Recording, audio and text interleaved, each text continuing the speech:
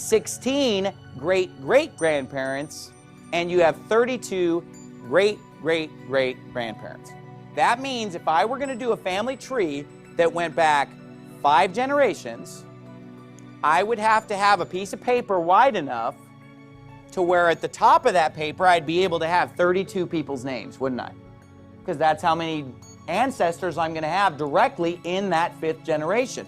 Now, if I went to the 6th generation, my paper is going to have to be twice as wide, because now I'm going to have 64 slots to put in names, right?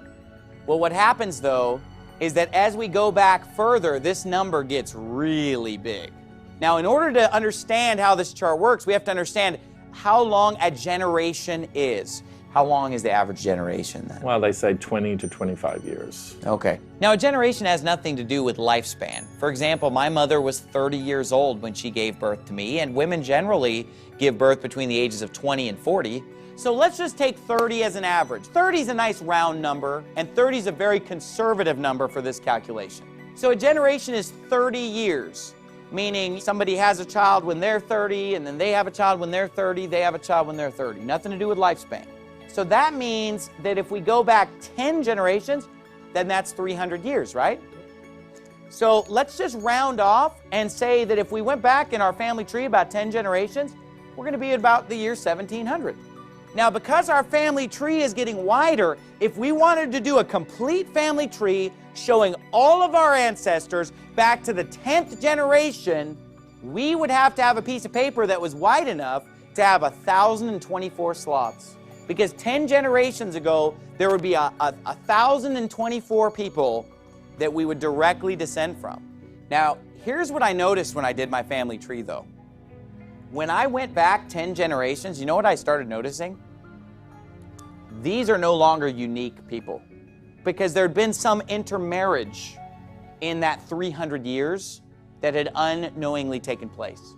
Let's go back 20 generations. So now we're back around the year 1400. Well, if I wanted to have a complete family tree, I would have to have a piece of paper that could fit 1,048,576 names. That's a pretty big piece of paper.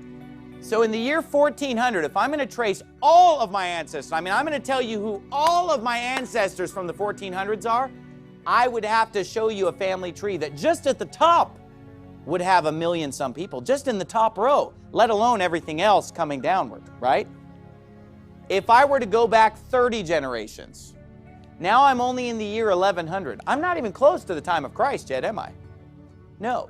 If I went back to the year 1100, 30 generations, I would have 1,073,741,824 ancestors in that generation. Now, listen, they're not all unique. When I did my genealogy, I found this relative that she was my 10th great-grandmother on this side and my 11th great-grandmother over here, because people marry their 5th and 6th cousin without knowing it, obviously. You know what I mean? So there's a lot of repeating going on, right? You know what that shows? That a lot of people are descending from the same people.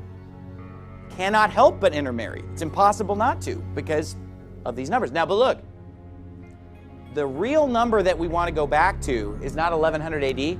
Let's go back to 70 AD, because 70 AD is when all the Jews were scattered. Now, when you say scattered all over the world, do you mean that in the most literal sense? I mean, all nations? Yes, in the most literal sense. If we were to go back to 70 AD, and we were to have a family tree that shows all of our ancestors in 70 AD and how they're connected, that top line would have 18 quintillion, 446 quadrillion, 744 trillion names from 70 AD. Now, who thinks that there were 18 quintillion, 446 quadrillion, 744 trillion people living at the time of Christ or shortly thereafter? No. In fact, the approximate population at that time was 200 million. Of that 200 million, let's just call 7 or 8 million Jews. You say, I don't like that number. Well, that number's not going to matter in a minute. Okay, so let's just call it 8 million.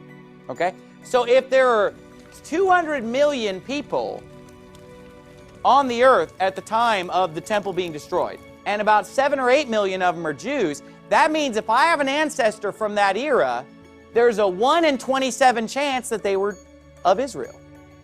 So think about this. What if I were buying a lottery ticket, and the odds of that lottery ticket coming up a winner are 1 in 27? Because that's the winning ticket that says, you're Jewish, you're of the chosen people, you are of Israel, you are an Israelite indeed. I've got a 1 in 27 chance. You say, well, Pastor Anderson, if you have a 1 in 27 chance, you're probably not going to win that lottery because you got 26 chances of losing. Okay, but what if I buy 18 quintillion lottery tickets? You got it. You think I'm going to win? Let me ask this. How many times do I have to hit it to be descended from Abraham? How many times do I have to hit it to be descended from Israel? You say, well, you know, I'm black. I'm of Africa. You know, how can I be connected with Abraham? Well, stop and think about it. Think about Israel's children. You know what? One of Israel's children, Joseph, guess where his wife was from? Egypt. Joseph's wife was of Egypt. Where's Egypt? Africa. Moses' wife was Ethiopian. His second wife was Ethiopian. So we already see, even in Bible days, intermingling with Africa, intermingling with the sons of Ham. I mean, if you think about it, the tribes of Ephraim and Manasseh were half of Ham and half of Israel, because Israel's son, Joseph, married an Egyptian woman who's of Ham. So all of the Ephraimites and Manassites are descended of Ham. And not only that, but all throughout history, you've had all kinds of merchants and missionaries and conquerors. Even, you know, you think of the Mongolian Empire that went all over the world and that conquered China, that conquered Japan, that conquered Korea. All the ships that sailed and went here and there and everywhere. You only have to have one ancestor. Out of your millions and millions of ancestors, you only have to have one that descends from Israel, and you are a direct descendant of Israel today. You sit there and say, oh, I'm just purely a white person. Oh, I'm just purely Asian. I'm just purely African. No, you're not. No one is. People have been marrying and intermarrying for thousands of years. So you can't have any pure population. You know what? The Bible was right when it said we're all of one blood. Even populations that we think that has got to be 100%, they're not 100%. And that there was is rare. no 100%. So you can sit there and have your endless genealogy. It won't even be accurate. Because you know what you can't tell from a genealogy? Somebody who committed adultery and lied to their husband and said, oh yeah, this is your son. And he's not. You know, people do their genealogy and they kind of just take everything as gospel, when in reality, there could be, as you euphemistically call them, non-paternity events. There's a non-paternity index, which has been estimated at 0.05% per generation. So if you go back 20 generations, you're likely to have a non-paternity event. That's the soft way of saying it.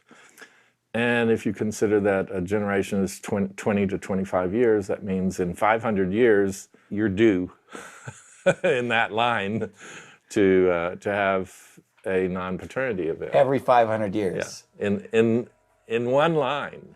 So You know. on one line. In And one think about line. how many But how lines many people have. lines do you have? Right. Right. So really, if somebody traces their genealogy, they couldn't really say, hey, I know for a fact, I know the whole story because I'm looking at this genealogy.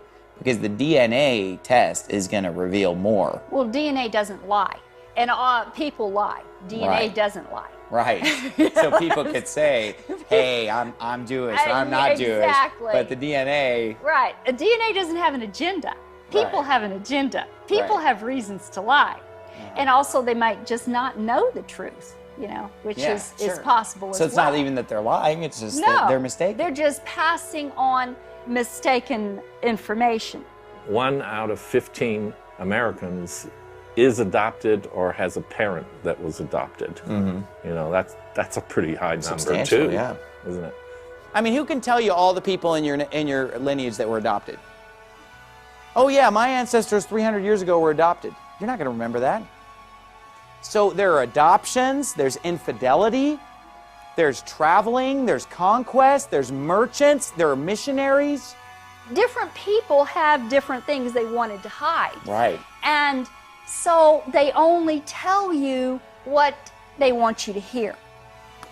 It doesn't matter where you're from, folks. You know why God said to avoid this? Because it hurts your mind to even think about this. No, you know? I mean, these numbers bend the mind. He's just like, just avoid it. You know, just avoid endless. You know what? They minister questions. I mean, does this make you feel really sure about your nationality now?